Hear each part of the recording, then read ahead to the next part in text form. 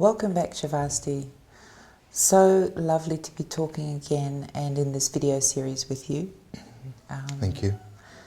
Today I'd like to continue our topic around magnificence. Tell me about that.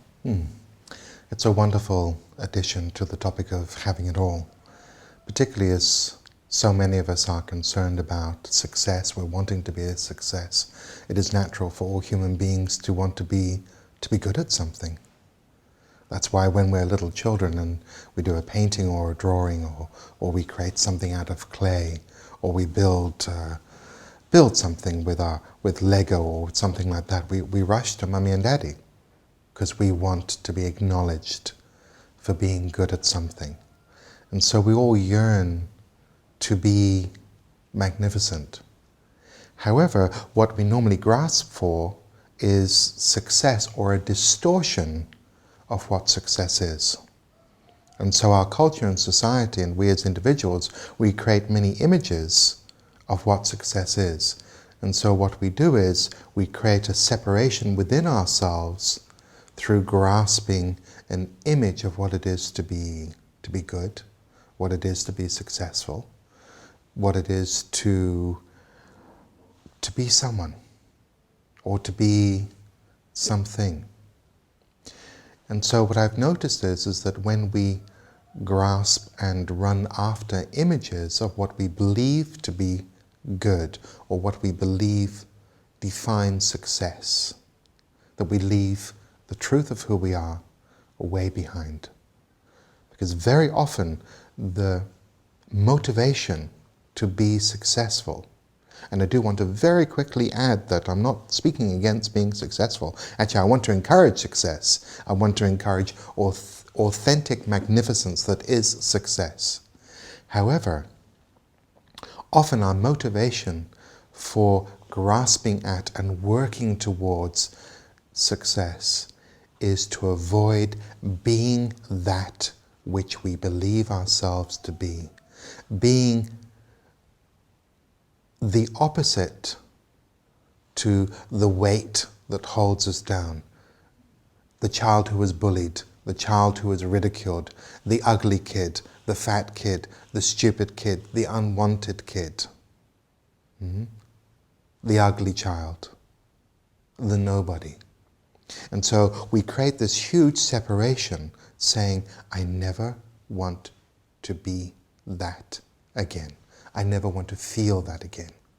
And so we use our will to grasp at success.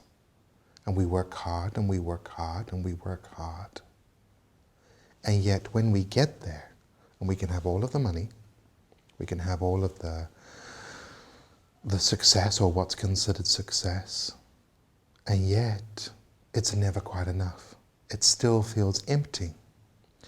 Because true abundance comes when we reclaim all of the lost parts of ourselves.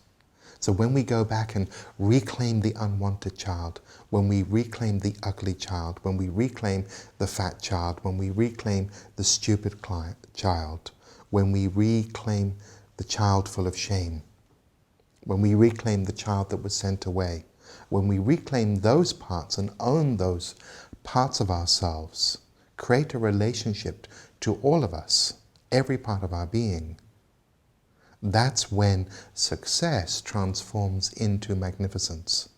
Because magnificence does not compete with anyone else. It doesn't. When we stand in our own magnificence, when we're not chasing images, when we don't grasp an idea of what it is to be successful, when we don't grasp an idea of what it is to have this fantastic career, when we actually go with what is the deep passion and longing within our heart, when we stand in that magnificence, then we are in awe of the magnificence of others. And so we don't compete. So we want to be better than our own greatest failing. We don't want to be better than others. And so then success takes on a whole different feeling. And what is successful for you and what is successful for me can mean completely different things. Thank goodness we don't all want the same things. If we all wanted the same things, we'd all be living in the same part of the planet, on the same beach or on the same mountain or in the same villa. Thank goodness that we all want different things. And so what I've observed and noticed through the years is that we gravitate towards those who are living in their own magnificence, irrespective of what it is that they do. So when people are not just a chef, but they are the creation of food. They are the essence of delicious and fantastic food. And so we want to eat at that person's restaurant. We can feel the difference, we see the difference, we experience the difference. And there's a different energy there. Mm-hmm. And so when we truly sit in our own magnificence, we radiate authentically. And in that authentic radiation of our natural essence, of awakening to our own essence, of being the source of who we truly are, that which arrived here in this physical body, when we uncover all of the layers of shame and doubt and false teachings and false beliefs and false ideas, when we uncover that and begin to shine, then along with that magnificence is a natural generosity.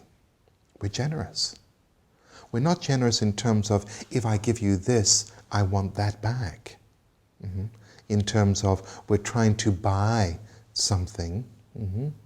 Although with all giving there is a natural exchange, but it is a natural generosity, and it's a generosity of spirit. Mm-hmm.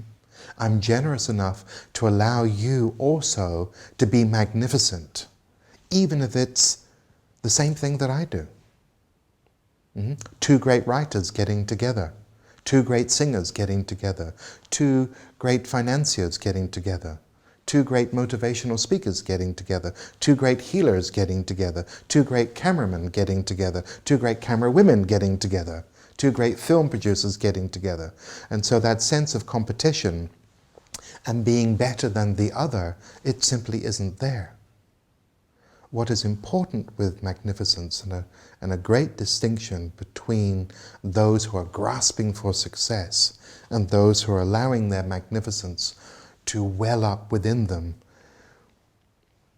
as the natural source of who they are, as the natural exuberance of who they are, wanting to express that deeper longing to be manifest as a creative being on this planet, is the absolute knowing that there is always something or someone to aspire to. Mm-hmm. There is something deeper to bow to. Tell me a little bit more about that.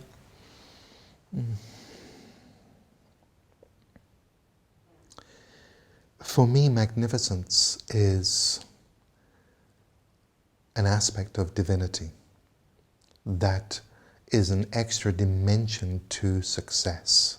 So as we begin to move through the layers of defense that are there to protect our wound, the wound of having had our light snuffed out, having been deeply disappointed through not getting what we needed to get as children, through not having the experience as Hamid Amas speaks of, merging love. And so we want to cover that up. And so we create all of these layers that keep the light of who we are hidden. And so when I speak of magnificence, it is a different dimension to success, because magnificence also begins to move in the direction of our own divinity. And so as we begin to touch our own divinity, then there is an aspect of us that is far greater, that is far broader than the self that we generally relate to, which can be called our ego. Mm-hmm. That's the personality that we've developed in order to navigate this world. Mm-hmm. And so that is to be bowed to as well. And so it is submitting to our own magnificence. And that is very different to using will and positive thought of telling yourself that you're great.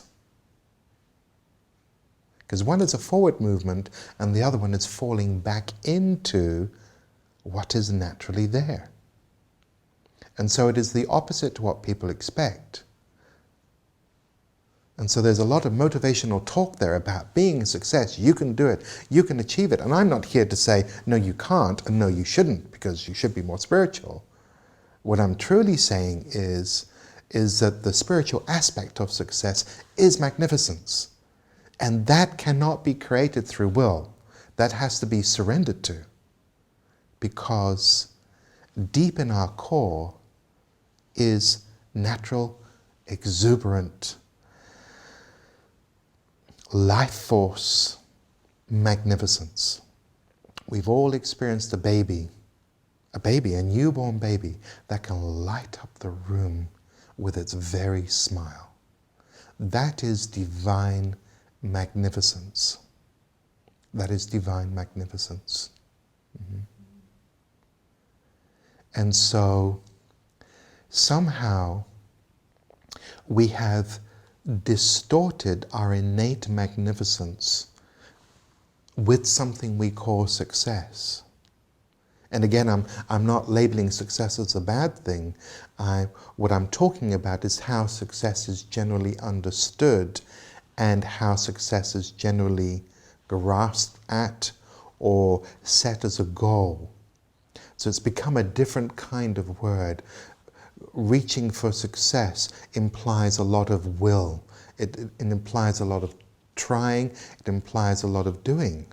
And of course, there are wonderful tools out there that can help us to work on aspects of our personality, give us assertiveness or confidence, etc. But magnificence, rather than being will-driven, it is surrendering to who we truly are in our magnificence. And that has many forms. As I say, God is a disco ball. Many different forms, many different mirrors, many different reflections. So magnificence is truly giving it all up to become who you are, as opposed to chasing an image. Thank you, Shavasti. You're welcome.